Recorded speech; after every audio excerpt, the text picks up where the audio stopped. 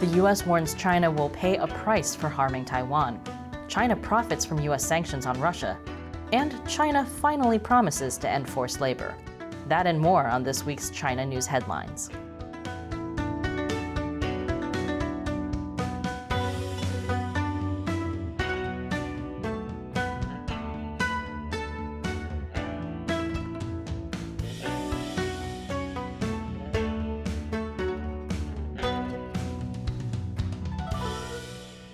Welcome to China Uncensored. I'm Shelley Zhang, filling in for Chris Chappell, who's catching up on his Harry Potter fanfic. The Chinese Communist Party had a hissy fit last week when a bipartisan group of US officials visited Taiwan. They also met with Taiwan's president, Tsai Ing-wen. One of the senators on the trip, Republican Lindsey Graham, warned that China will now pay a bigger price for bullying Taiwan. In particular, Senator Graham said the U.S. would make sure the Chinese regime will pay a price for supporting Putin's war in Ukraine and for their cyber attacks on Taiwan. Beijing had warned the U.S. delegation not to visit Taiwan because it doesn't want any country to recognize Taiwan in any way. It's kind of like in middle school when your friend Ashley broke up with Mike S. and then refused to let anyone mention his name. When you're 12, it's fine. When you're a country, it's stupid. Senator Bob Menendez, a Democrat and the head of the U.S. Senate Foreign Relations Committee, said China's reaction won't dissuade us in the future in supporting Taiwan. So, how did China respond to the U.S. saying it would pay a price for bullying Taiwan?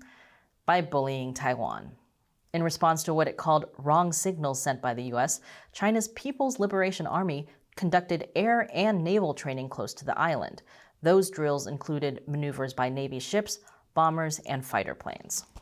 So, is a Chinese invasion of Taiwan imminent? Well, if you'd been watching Taiwanese TV channel CTS this week, you might be forgiven for thinking it already happened. The partly state-owned CTS accidentally aired a false report of a Chinese invasion. On Wednesday at about 7 a.m., it showed a news ticker reading, "New Taipei City was hit by communist missiles. The Taipei port has exploded. Facilities and ships were damaged and destroyed." What? The mistake happened because CTS had been preparing alerts for Taiwan's annual disaster response drills coming up on May 5th. Imminent potential disasters for Taiwan include earthquakes, tsunamis, and invasions by aggressive neighbors pointing 1,500 missiles at you. In response to the mistake, which alarmed the island's entire population, the Taiwanese news channel issued a public apology, which is more than you'd ever get from a mainland Chinese news channel, which would have just blamed America. In other U.S.-China news, U.S. Defense Secretary Lloyd Austin spoke for the first time with his counterpart, China's Minister of National Defense General Wei Fenghe. Judging by the Pentagon's readout of the meeting, which was 2 sentences long, it did not go well.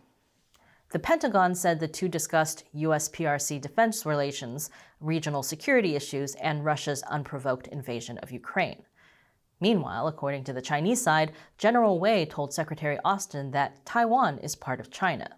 Which of course he did, because Chinese officials always say that.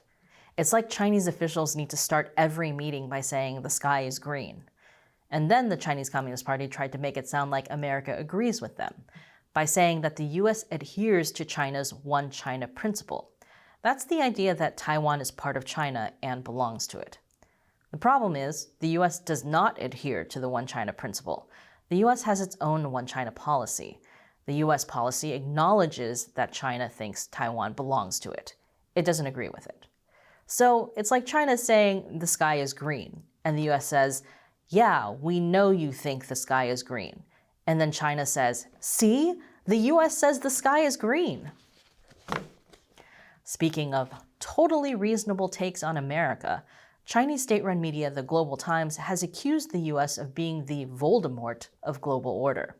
That's some real how do you do, fellow kids energy. It's like the Global Times was suddenly like, "Hey, have you heard of this Harry Potter thing? That is a topical reference." Anyway, it's a terrible comparison because the Chinese Communist Party doesn't see America as he who must not be named. If anything, it's he who must always be blamed.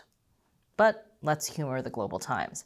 How is America like Voldemort, a Dark Lord destroying international order? Let's look at this very clear photo illustration. I see the sorting hat, a flying car, a terrified cat, and ballet slippers. Yes, it's totally clear. Okay, I read the article so you didn't have to. According to the Global Times, America is Voldemort because it sanctions other countries. Yeah, that's it. Poor, innocent countries like Russia and Iran, Syria, Cuba, and North Korea. Honestly, it was kind of disappointing. No Death Eaters, no Muggle killings. It's like the Global Times didn't even read the books. Wait a minute. What if the Global Times read a Harry Potter fan fiction where Voldemort gained power by sanctioning other wizards, and they thought it was the real book? Chris can relate. More after the break. Welcome back. The Western world has put sanctions on Russia for its invasion of Ukraine. According to the Chinese regime, that makes them literally Voldemort. But guess who's profiting from those sanctions? Obviously, I'm going to say China. This is China Uncensored. China's alumina exports to Russia have soared by more than 9,000% from March last year. Alumina is a compound made from aluminum, a metal that's critical for making armor, ammunition, and keeping your food from smelling up the fridge. Part of the reason China's alumina exports surged is that Russia has a hard time getting it from anywhere else. Another part of the reason is that China's alumina exports to Russia were not very big before. China has also increased its exports of tin and nickel pig iron to Russia. And while it's still yet to be seen whether Russia or Ukraine will win their conflict, one thing's for sure: China is coming out on top. Meanwhile, China's censors are having a hard time lately with the Shanghai lockdown. People are fed up with censorship and they're fighting back. So China had to censor the lyrics to its own national anthem.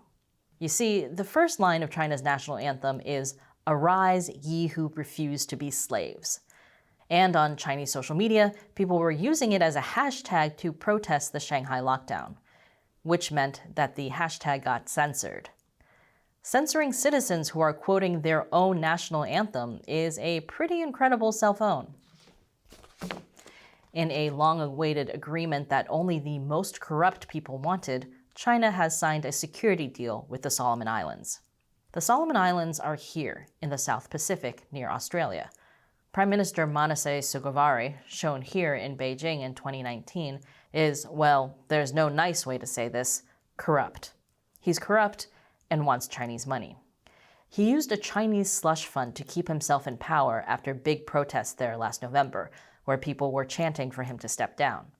Now he also wants Chinese military support to help keep himself in power. That's what the security deal is about for him.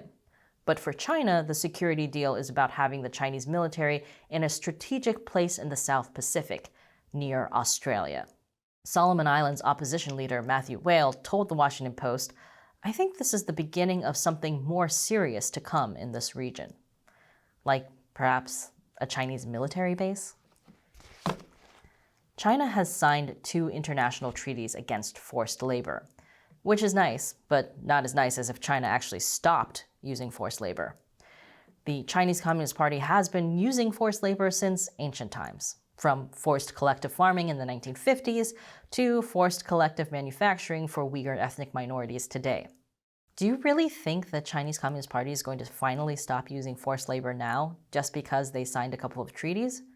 Remember when they promised not to militarize disputed islands in the South China Sea? Or that time they promised not to conduct cyber theft of intellectual property? Or that time they promised not to interfere with how Hong Kong was governed? Well, those were all lies. Which is to say, statistically speaking, they're obviously due for a truth now. Of course, we here at China Uncensored fully expect China to break its promise, which is why we're still selling this in our China Uncensored merchandise store. I turned a blind eye to ethnic cleansing in China, and all I got was this slightly cheaper t-shirt. Link is below. And finally, on a lighter note, here's a video released this week by state-run China Daily. Look, there's we come from to Ukraine. Look, now it is approaching to Taiwan. The economic Ukraine from at the garden, far and peaceful, but it is the last. If If you want peace, then you say hello. If you want peace, then you say hello. For the planet to have world peace and a met the sorrow tell. Uncle Sam to go home, tell him now. While the Chinese Communist Party may often seem scary and authoritarian, it's nice to know they can also sometimes just be stupid. And before I go, I'd like to remind you that we now have China Uncensored merchandise, including this "I turned a blind eye to ethnic cleansing in China and all I got was this slightly cheaper t-shirt. It's not actually made in China, of course. We also have several other great designs, including our most popular one, Xi Jinping the Pooh. It's what got us kicked off Teespring. You can also buy one of our cool Made in America mugs. Check it out at chinauncensored.tv/merchandise. The link is below. Buy one for yourself and dozens more for your friends. Once again, I'm Shelley Zhang, filling in this week until Chris gets back. Thanks for watching China Uncensored.